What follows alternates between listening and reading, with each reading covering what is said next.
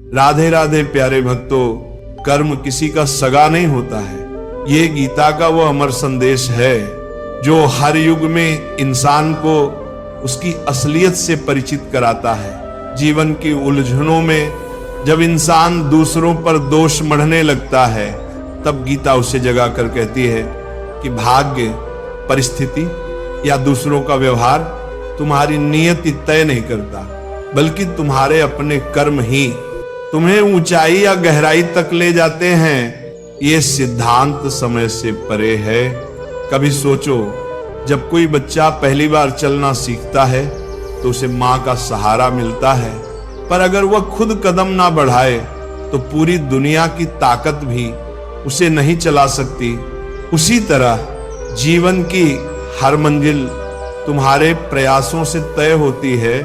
कृष्ण ने अर्जुन से युद्ध भूमि में यही कहा था, कर्म पर अधिकार है, फल पर नहीं। इसका अर्थ यही है कि परिणाम पर रोना व्यर्थ है, क्योंकि वह तो सिर्फ तुम्हारी मेहनत का प्रतिबिंब है। यदि कर्म नहीं है तो कोई भी नाता टिकता नहीं, कोई भी रिश्ता स्थायी नहीं, कोई भी सहारा मजबूत नहीं। हर इंसान जब रिश्तों में आसरा ढूंढता है, तब गीता याद दिलाती है कि साथ निभाने वाला केवल तुम्हारा कर्म है।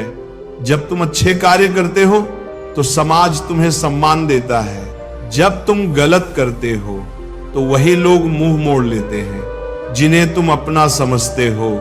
ये कटु सत्य है कि कर्म किसी का सगा नहीं होता। वह ना माता पिता का पक्षधर है, ना भाई बहन का, ना मित्र का। कर्म केवल न्यायप्रिय है। जैसा बोगे वैसा काटोगे। इस संसार में यदि कोई चीज तुम्हें अंधकार से प्रकाश तक ले जाती है तो वह केवल तुम्हारा कर्म है।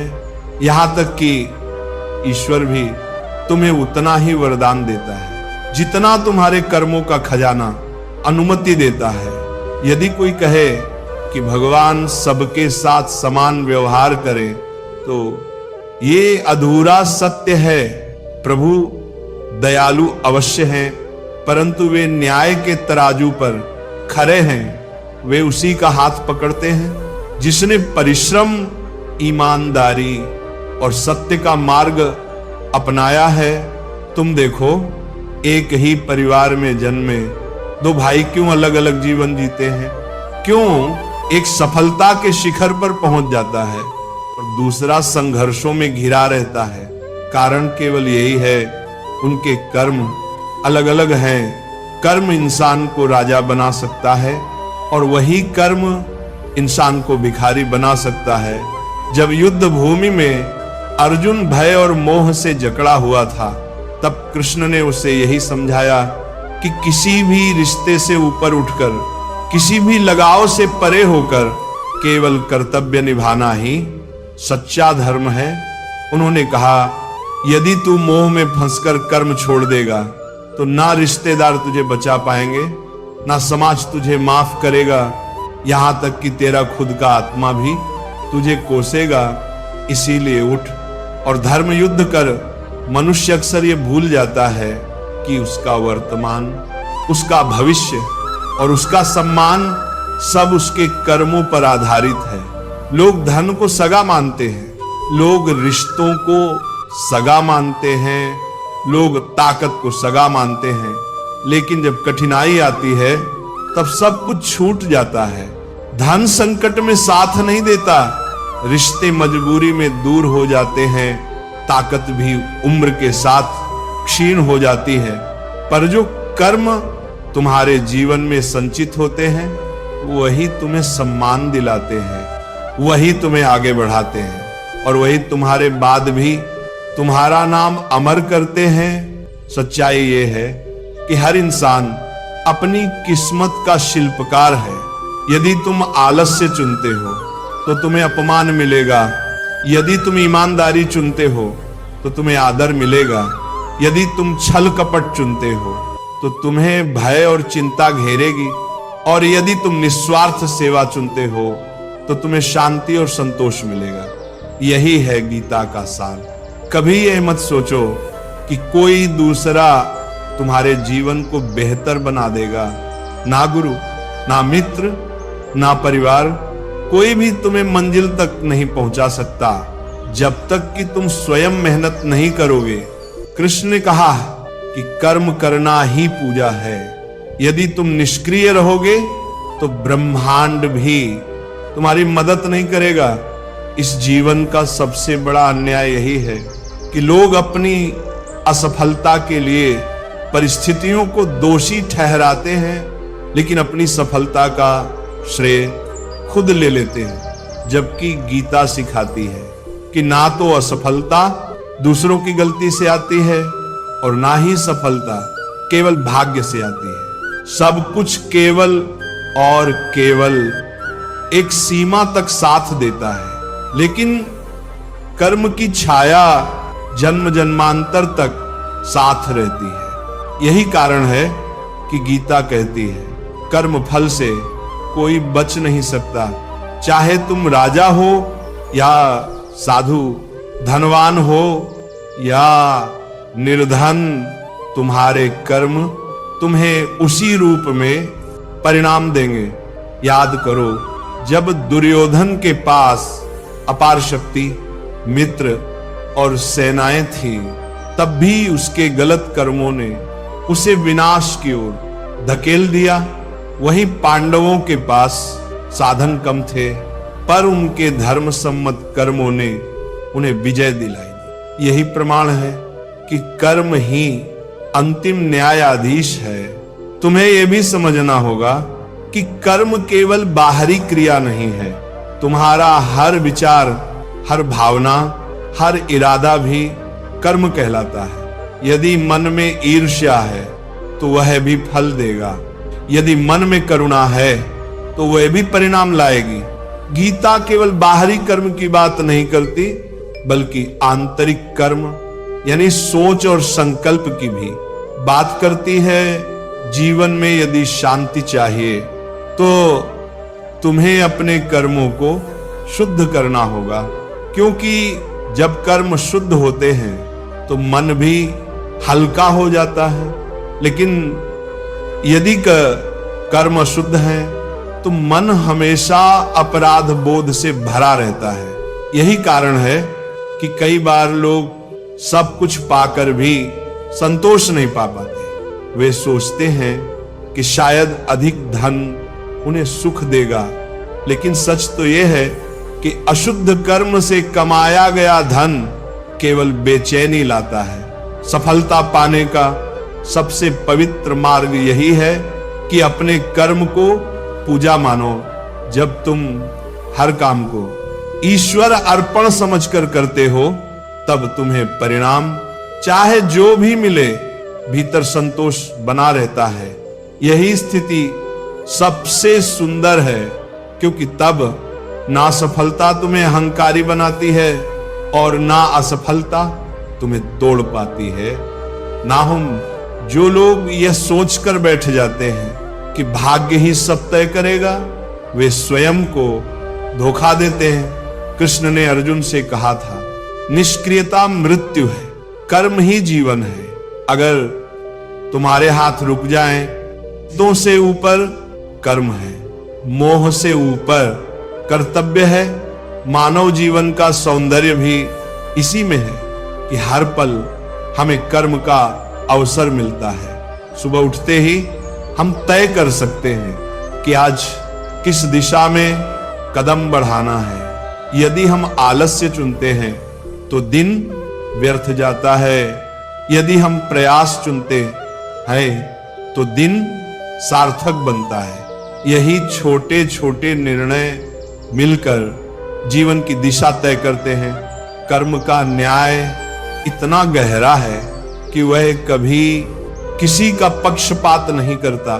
सोचो, सूर्य सब पर समान रूप से चमकता है, परंतु यदि कोई खिड़की बंद कर ले तो सूर्य की किरणें भीतर नहीं आ सकती। दोष सूर्य का नहीं, बल्कि बंद खिड़की का है।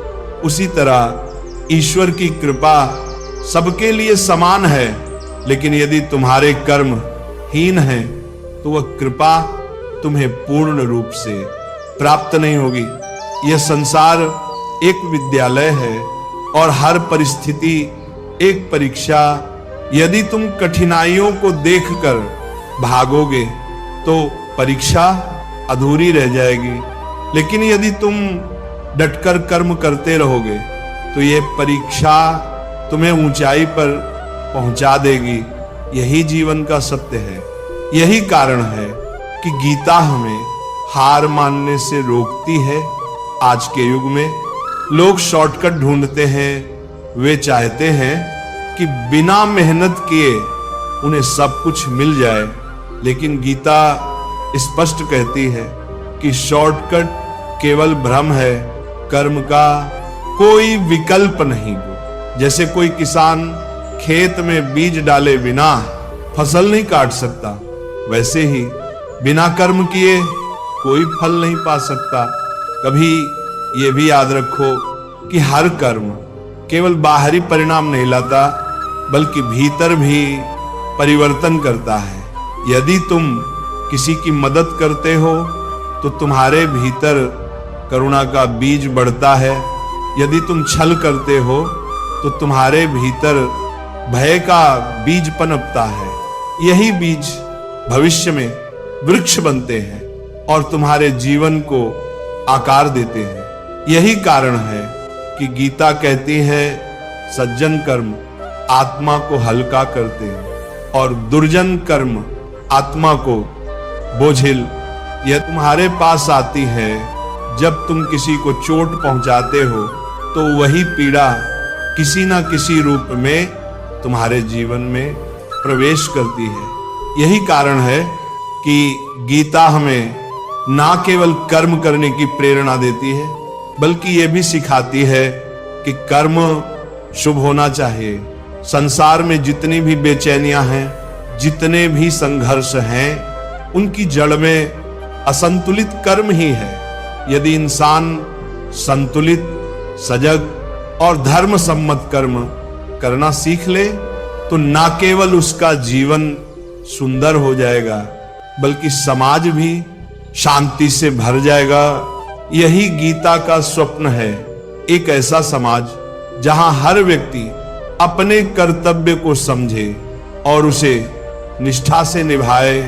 कृष्ण ने युद्ध भूमि में कहा था, स्वधर्म निधनम श्रेय परधर्मो भयाव, अर्थात अपने कर्तव्य को निभाते हुए मृत्यु भी आ जाए तो वह श्रेष्ठ है, लेकिन किसी और के कर्म को अपनाना भयकारी है। इसका मतलब यह है कि तुम्हें अपने कर्म से भागना नहीं चाहिए, चाहे वह कितना भी कठिन क्यों ना लगे। जब तक तुम अपने दायित्व को नहीं निभाओगे, तब तक तुम्हें शांति नहीं मिलेगी। अब सोचो, जब एक बीज धरती में दबाया जाता है तो वह अंधेरे और मिट्टी के बोझ को सहता है, लेकिन उसी सहनशीलता और धैर्य से वह अंकुर बनता है, पौधा बनता है और अंत में विशाल वृक्ष में बदल जाता है। यदि वह बीज दबने से डर जाता तो वह कभी वृक्ष ना बन पाता। उसी तरह जब जीवन में कठिनाई आती है तो समझ लो कि यह तुम्हें बड़ा बनाने की प्रक्रिया है। तुम्हारा धैर्य और कर्म ही तुम्हें उस ऊंचाई तक पहुंचाएगा जहां तुम जाना चाहते हो। जो लोग ये सोचते हैं कि केवल पूजा पाठ से जीवन बदल जाएगा, वे अधूरी समझ रखते हैं। पूजा केवल तब सार्थक है जब वह कर्म में परिणत हो। यदि तुम भगवान का नाम लेकर भी कर्महीन रहते हो तो वह नाम भी तुम्हें आगे नहीं बढ़ा पाएगा। लेकिन यदि तुम हर काम को भगवान अर्पण मानकर करते हो तो वही कर्म तुम्हारी साधना बन जाता है। इसलिए गीता कहती है कि कर्म ही धर्म है। यदि तुम निष्काम भाव से कर्म करते हो तो तुम्हारा हृदय पवित्र हो जाता है। पवित्र हृदय में भय नहीं रहता, मोह नहीं रहता, चिंता नहीं रहती, वहां केवल आनंद रहता है। यही गीता का वचन है कि कर्म किसी का सगा नहीं होता, लेकिन यदि कर्म शुद्ध हो तो वही तुम्हारा सबसे बड़ा मित्र बन जाता है। कर्म की महिमा इतनी गहरी है कि यदि कोई मनुष्य इसे सचमुच समझ ले तो उसका जीवन कभी व्यर्थ नहीं जाएगा। सोचो, इस संसार में जन्म लेने वाला हर प्राणी एक ही नियम से बंधा हुआ है, जैसा कर्म वैसा फल। यही कारण है कि जो लोग न्यायप्रिय होते हैं उनके जीवन में देर सवेरे सुख और शांति आती ही है, और जो लोग छल कपट और अन्याय करते हैं वे चाहे थोड़े समय के लिए ऊपर उठ भी जाए लेकिन अंततः गिरते जरूर हैं। गीता इस सत्य को बिना किसी संकोच के उद्घाटित करती है। कृष्ण ने स्पष्ट कहा था, मनुष्य अपने कर्मों का स्वामी है, वह जैसा बोता है वैसा ही काटता है। यह वाक्य केवल शास्त्र का वचन नहीं बल्कि हर क्षण के अनुभव की गवाही है।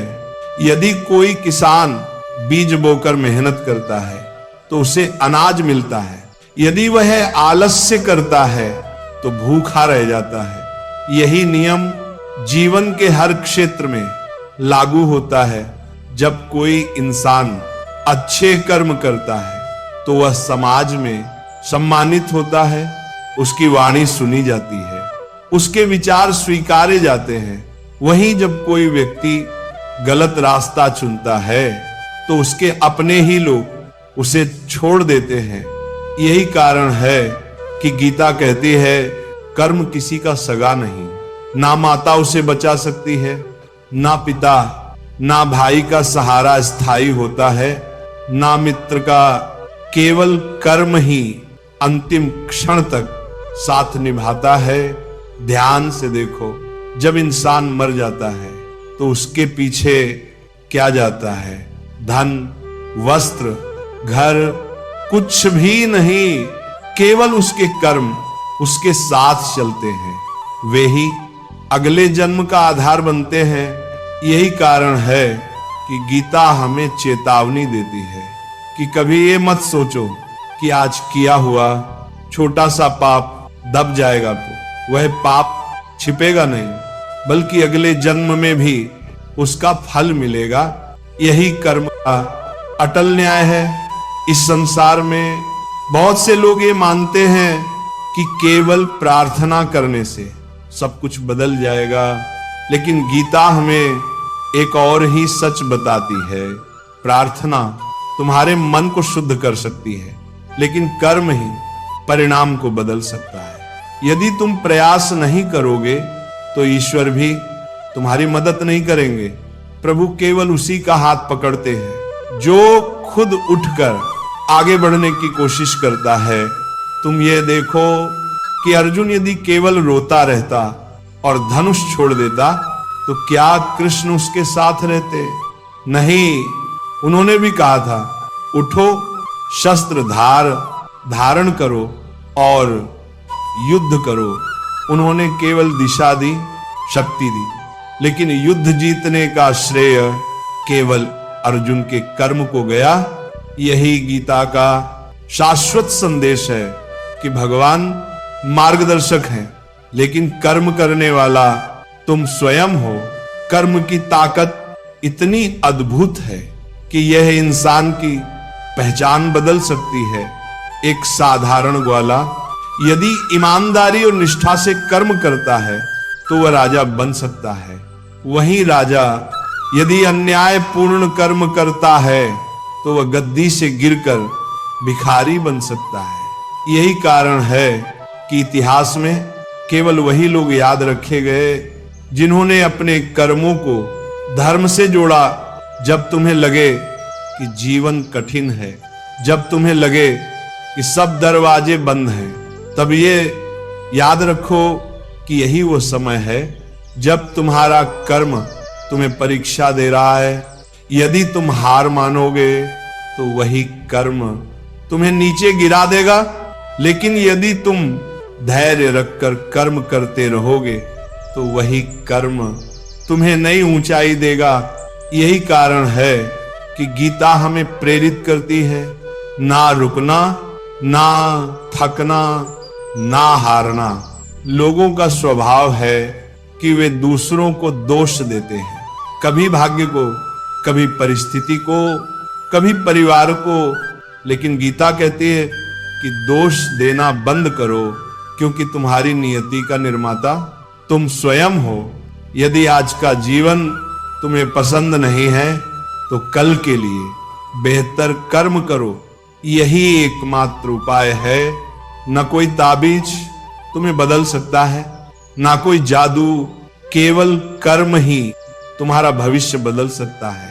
और जब ये समझ मनुष्य के हृदय में उतर जाती है, तब उसका दृष्टिकोण पूरी तरह बदल जाता है। वह हर काम को उत्साह और समर्पण से करने लगता है। उसे ये पता होता है कि परिणाम चाहे जैसा भी हो, उसका नियंत्रण मेरे हाथ में नहीं है, लेकिन कर्म करना मेरे वश में है। यही संतुलन उसे शांति देता है। कर्म कभी किसी के पक्ष में या विपक्ष में नहीं होता। वह ना पक्षपाती है ना कृपालु, वह केवल न्यायप्रिय है। यही उसकी महानता है। यही कारण है कि गीता हमें सिखाती है कर्म ही सबसे बड़ा धर्म है। यदि कर्म शुद्ध है तो जीवन सुंदर है, यदि कर्म अशुद्ध है तो जीवन कठिन है।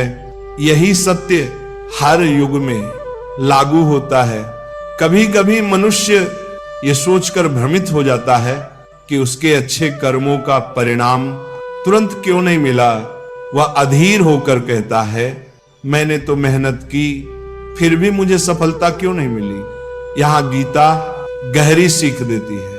कृष्ण समझाते हैं कि कर्म का फल तुरंत ही नहीं मिलता, कभी वह समय के साथ आता है। जैसे बीज बोने के बाद उसे वृक्ष बनने में समय लगता है, वैसे ही अच्छे कर्मों का भी परिणाम देर से प्रकट हो सकता है। लेकिन निश्चिंत रहो, वह फल तुम्हारे पास लौटकर अवश्य आता है। यही कारण है कि कृष्ण ने कहा था, फल की चिंता मत करो, केवल कर्म करते रहो। जब इंसान परिणाम की चिंता करता है, तब उसका मन विचलित होता है, वह अधीर होकर हार मान लेता है। लेकिन जो व्यक्ति धैर्य पूर्वक निरंतर कर्म करता रहता है, उसका मार्ग कोई रोक नहीं सकता। यही धैर्य और समर्पण मनुष्य को महान बनाते हैं। ध्यान से सोचो, जब अर्जुन युद्ध भूमि में खड़ा था, तब उसके सामने अपने ही संबंधी थे। वह सोच रहा था कि उन्हें मारना अधर्म होगा, लेकिन कृष्ण ने समझाया कि यह मोह है। यदि तू अपने कर्तव्य से भागेगा तो तेरा जीवन निष्फल हो जाएगा।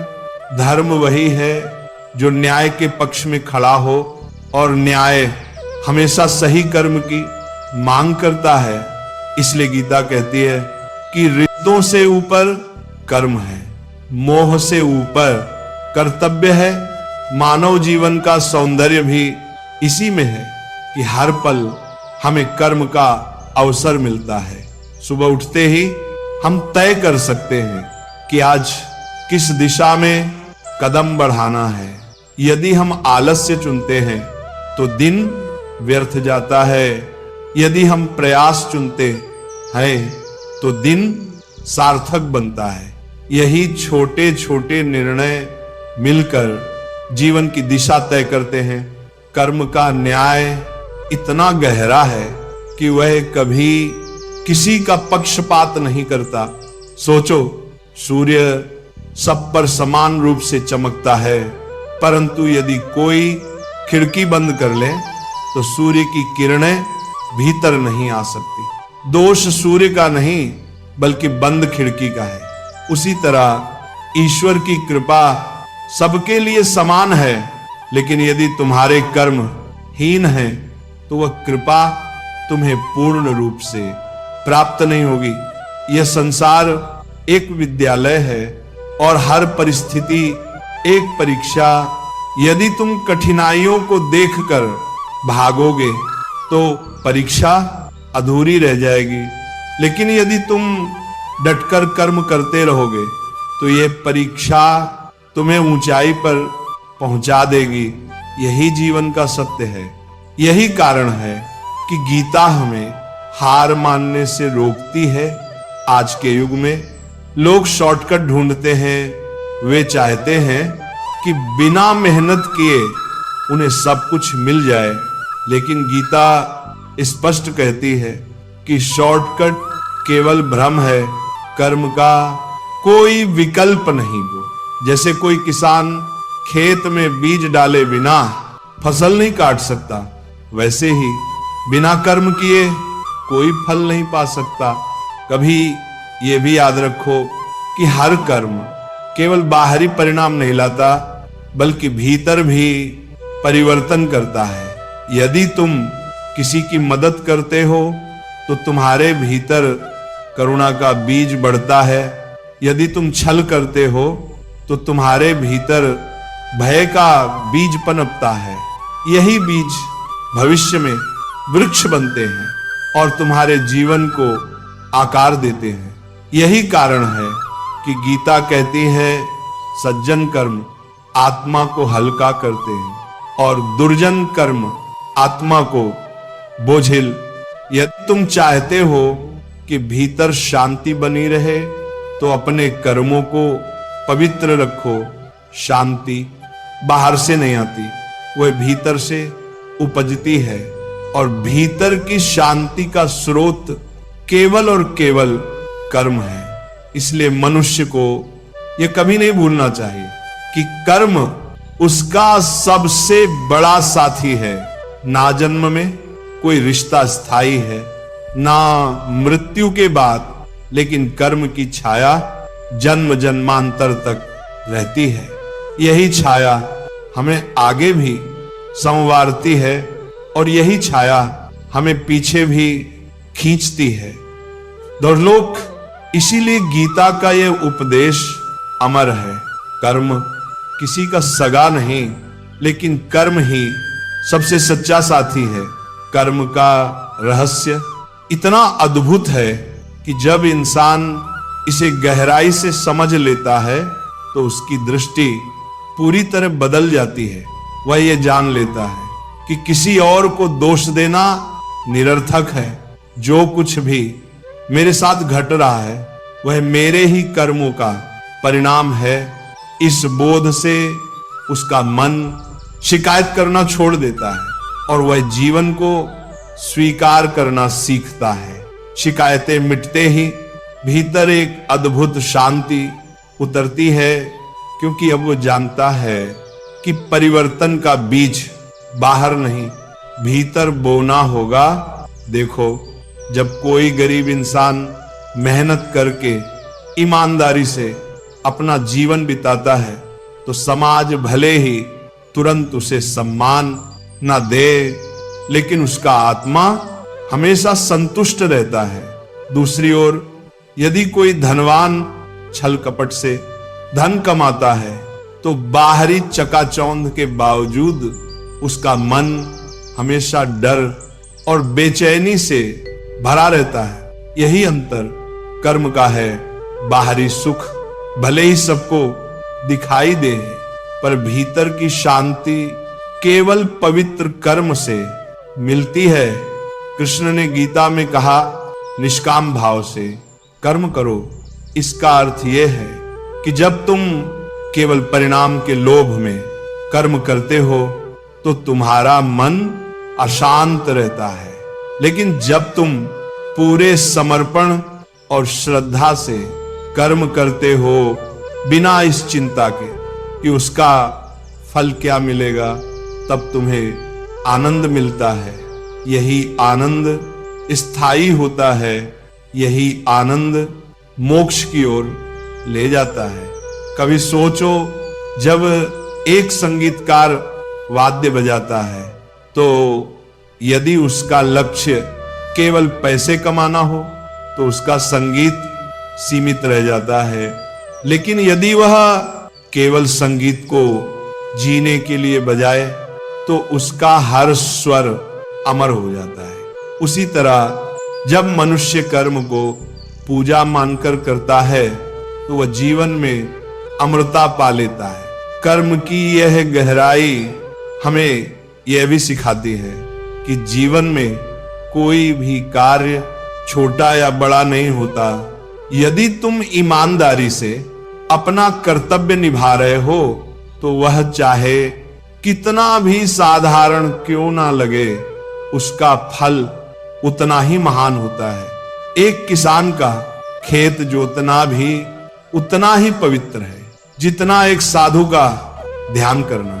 यदि दोनों समर्पण और निष्ठा से किए जाएं, अक्सर लोग ये सोचते हैं कि बड़ा कार्य ही महान होता है, लेकिन गीता कहती है कि महानता कार्य के आकार में नहीं बल्कि कर्म के भाव में है।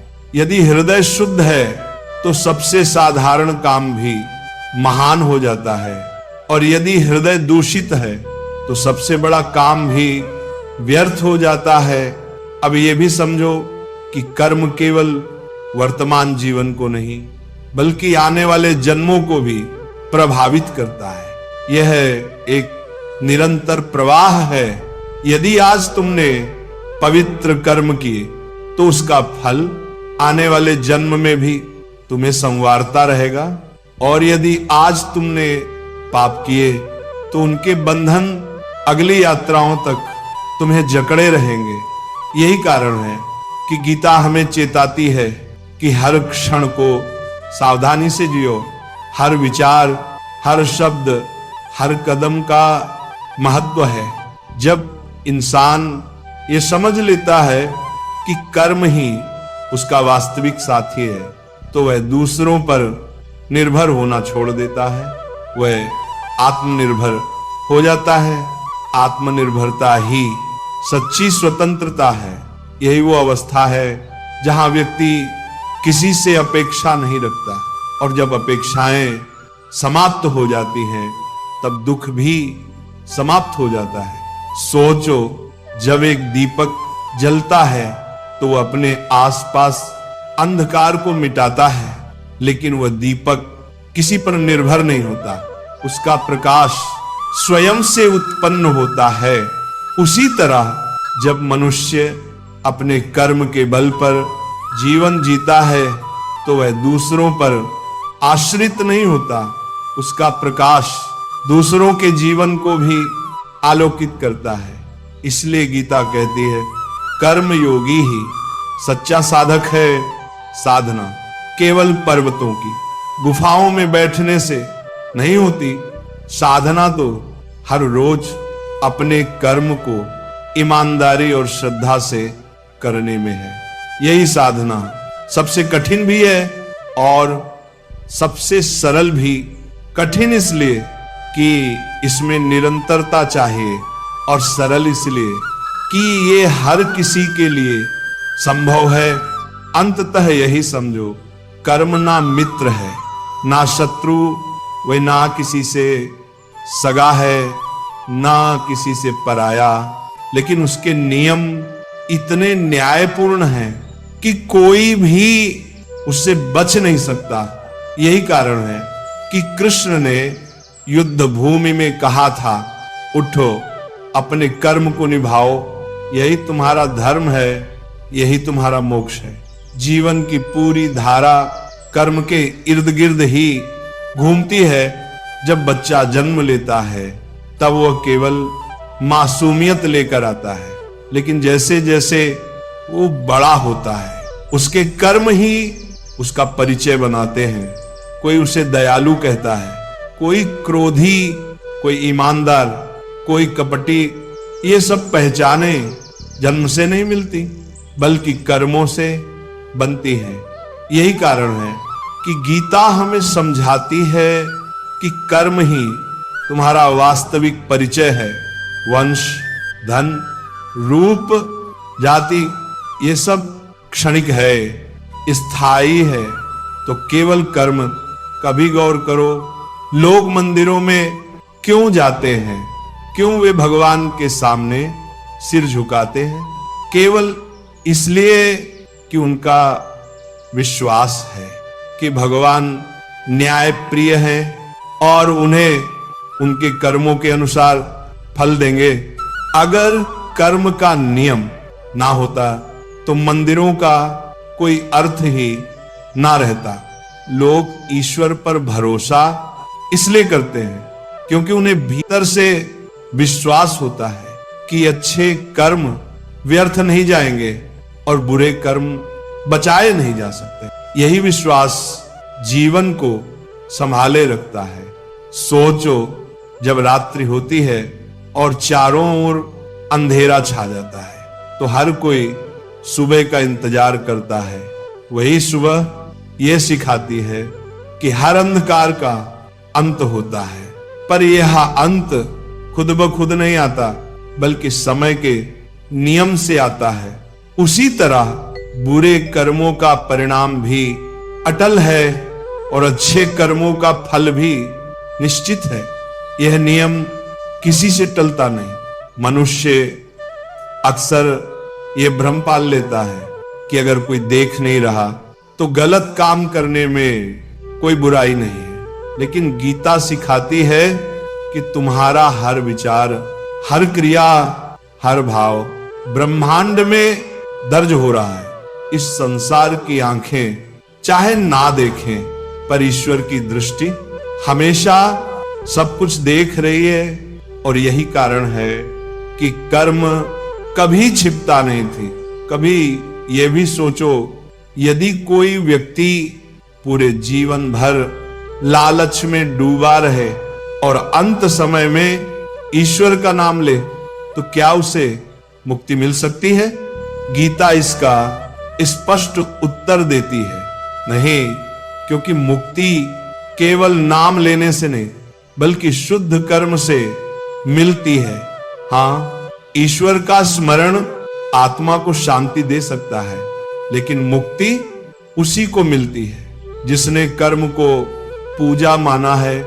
इसीलिए कृष्ण ने कहा, योग कर्म सुकौशलम, अर्थात कर्म को निपुणता और समर्पण से करना ही योग्य है। जब तुम पूरे हृदय से अपना कर्तव्य निभाते हो तब वही तुम्हारी आराधना बन जाती है। यही सबसे श्रेष्ठ साधना है, क्योंकि यही तुम्हें ईश्वर के करीब ले जाती है। कभी ये भी समझो कि कर्म केवल व्यक्तिगत नहीं बल्कि सामूहिक परिणाम भी देते हैं। जब समाज के लोग मिलकर अच्छे कर्म करते हैं तो पूरा राष्ट्र समृद्ध होता है, और जब समाज में अधर्म बढ़ता है तो पूरी सभ्यता डगमगा जाती है। महाभारत का युद्ध इसी का उदाहरण है। जब अन्याय चरम पर पहुंचा तब कृष्ण ने धर्म की रक्षा के लिए युद्ध करवाया। यही संकेत है कि कर्म केवल व्यक्ति को ही नहीं पूरी दुनिया को प्रभावित करता है। और आज भी यदि हर इंसान अपने हिस्से का सही कर्म ईमानदारी से कर ले तो समाज से अन्याय, दुख और अव्यवस्था मिट सकती है। लेकिन समस्या यह है कि लोग अपने कर्म को टालते हैं और दूसरों पर आशा रखते हैं। गीता हमें झकझोर कर कहती है, दूसरों पर मत टिको, अपने दायित्व को पहचानो। यही एक उपाय है जिससे जीवन और समाज दोनों संवर सकते हैं। जब इंसान ये समझ जाता है कि कर्म उसका सबसे बड़ा साथी है तो वह आलस्य को त्याग देता है। उसे यह एहसास हो जाता है कि यदि मैं बैठा रहा तो कोई और मेरे लिए काम नहीं करेगा। यदि मुझे जीतना है तो मुझे स्वयं उठना होगा। यही सोच इंसान को साधारण से असाधारण बना देती है। याद रखो, कर्म की गिनती कभी नहीं मिटती, वो तुम्हारे साथ तब तक रहती है जब तक तुम उसका फल नहीं भोग लेते। इसलिए गीता हमें बार बार ये प्रेरणा देती है कि अपने हर क्षण को सार्थक बनाओ, हर काम को ईश्वर को अर्पण समझकर करो। जब ये भाव आ जाता है तो जीवन में ना निराशा रहती है, ना भय। तब हर कदम एक साधना बन जाता है और अंततः यही समझो, कर्म किसी का सगा नहीं, लेकिन यदि कर्म शुद्ध है तो वही तुम्हें ईश्वर से मिलाने वाला सेतु बन जाता है। यही गीता का अंतिम और शाश्वत संदेश है। जय श्री राधे कृष्ण।